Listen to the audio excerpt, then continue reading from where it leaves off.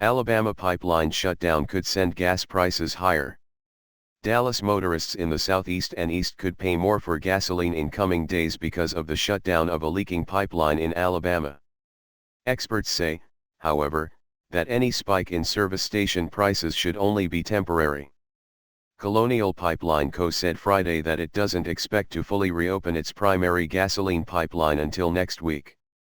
It is one of two major pipelines that connect more than 24 refineries in Texas and Louisiana with cities in the east, from Atlanta to New York. The Colonial Pipeline provides nearly 40% of the region's gasoline and usually runs at or near full capacity. Prices on futures contracts for wholesale gasoline rose about 2% Friday to $1.46 a gallon after rising 5% on Thursday. Colonial said that supply disruptions would be felt first in Georgia, Alabama, Tennessee, North Carolina, and South Carolina. Tom Clausa, an energy analyst with the Oil Price Information Service, said some stations in the southeast could run short on supply and boost their prices by 20 or 30 cents a gallon. The Colonial Pipeline is the metaphorical aorta for the supply to the most populated regions of the country, and you've lost 10 days of blood flow, Clausa said. The good news, he added, is that the disruption comes at a time when gasoline prices are down sharply from a couple years ago. If prices rise, the effect could be felt the hardest in Tennessee, which is supplied by a spur off the leaky pipeline.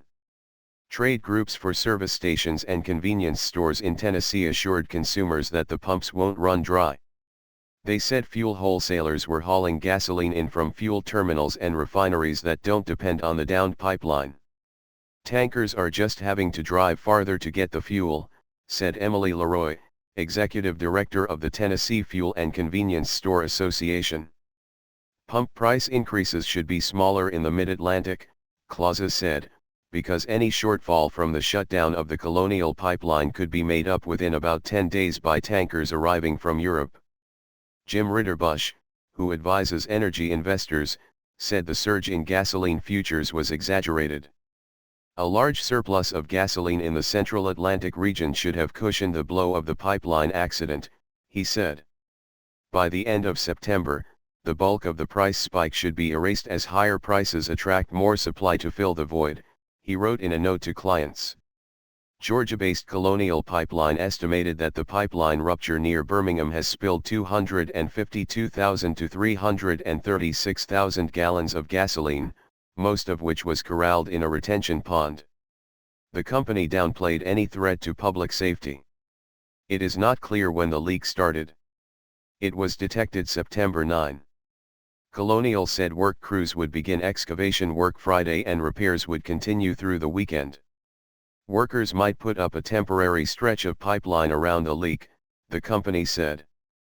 Colonial said it was making up some of the gasoline shortfall by using another pipeline that usually carries diesel and jet fuel. The company said fuel shippers were also sending tankers to supply markets along the East Coast.